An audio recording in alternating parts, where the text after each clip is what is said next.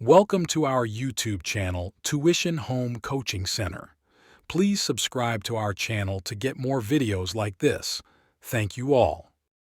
আসসালামু আলাইকুম প্রিয় শিক্ষার্থীরা, তোমরা সকলে কেমন আছো? আশা করছি সকলেই খুব ভালো আছো।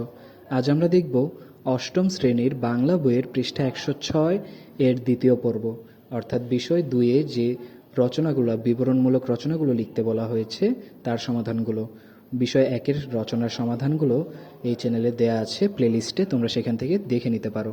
তোমরা যারা এখনও আমার চ্যানেলটি সাবস্ক্রাইব করোনি তারা চ্যানেলটি সাবস্ক্রাইব করে নিও, তাহলে পরবর্তী পড়াগুলো তোমরা এই চ্যানেলে সবার আগে একসাথে পেয়ে যাবে। আর পূর্ববর্তী পৃষ্ঠাগুলোর সমাধান প্রয়োজন হলে চ্যানেলের প্লেলিস্টে সে পড়াগুলো দেওয়া আছে, এক এক করে তোমরা সেই পড়াগুলো দেখে নিতে পারো। তাহলে চলো শুরু করা যাক আমাদের আজকের পড়া।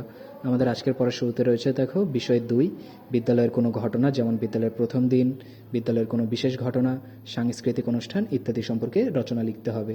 এর মধ্যে বিদ্যালয়ের প্রথম দিন আমি প্রথমে দিয়েছি, এরপরে দিয়েছি বিদ্যালয়ের কোনো বিশেষ ঘটনা। এই ঘটনা বলতে বিদ্যালয়ের ক্রীড়া প্রতিযোগিতার অনুষ্ঠানের কথা বলে রচনাটি দিয়েছি। এরপর দিয়েছি সাংস্কৃতিক অনুষ্ঠান, রবীন্দ্র জন্মজয়ন্তী উদযাপন। আমরা প্রথমেই দেখে নেব বিদ্যালয়ের প্রথম দিন। আমি আমার নতুন স্কুল ক উচ্চ বিদ্যালয়ে অষ্টম শ্রেণীতে ভর্তি হয়েছি। এর আগে আমি ঢাকার একটি স্বনামধন্য স্কুলের শিক্ষার্থী ছিলাম। এর আগে আমার বাবার বদলির কারণে আমি নতুন স্কুলে ভর্তি হয়েছি। স্কুলের ভর্তি প্রক্রিয়া আগেই সম্পন্ন হয়ে গিয়েছিল। জানুয়ারির 1 তারিখে আমি আমার বাবার সঙ্গে স্কুলে গেলাম। বাসা থেকে আমার স্কুলের দূরত্ব খুব বেশি না, বাবা আর আমি রিকশায় স্কুলে গেলাম। পুরনো বন্ধুবান্ধব ছেড়ে নতুন স্কুলে ক্লাস করতে যেতে আমার একটু ভয় এবং সংশয় হচ্ছিল। বাবা স্কুলের শিক্ষকদের সঙ্গে পরিচয় করিয়ে দিয়ে চলে গেলেন।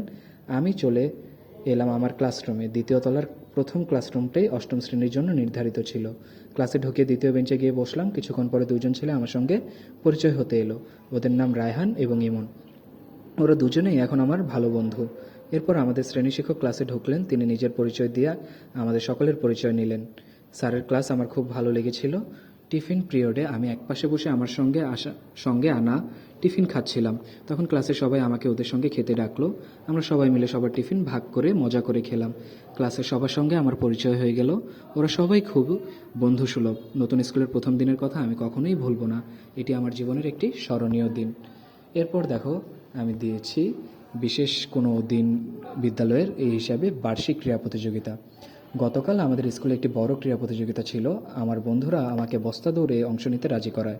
রেসের আগের দিন একটি রাউন্ড ছিল যেখানে সবাইকে প্রতিদ্বন্দ্বিতা করার যোগ্যতা অর্জন করতে হয়েছিল, কিন্তু যেহেতু মাত্র 7 জন লোক বস্তা দৌড়ের জন্য নাম দিয়েছিল তাই প্রত্যেকেই যোগ্যতা অর্জন ছাড়াই স্বয়ংক্রিয়ভাবে অংশগ্রহণ করতে পেরেছে।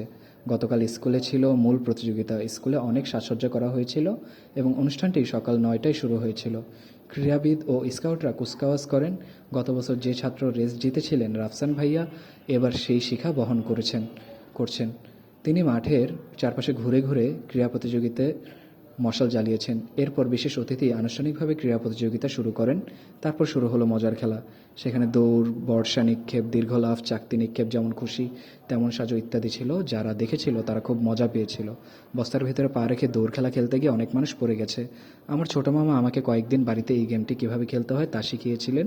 আমি সত্যি দৌড়ানো পছন্দ করেছি এবং আমি এটি অনেক করেছি। তবে আমি প্রথম স্থানে আসিনি, দ্বিতীয় স্থানে এসেছি। 10ম শ্রেণীর রাতুল ভাইয়া প্রথম স্থানে এসেছে। আমি একটি পদক জিতেছি এবং অন্যান্য বিজয়ীদের সাথে একটি ছবি তুলেছি। এই দিনটি খুব বিশেষ ছিল, আমি এটি সর্বদা মনে রাখব। এটি একটি আনন্দ ও হাসি ভরা একটি দিন ছিল।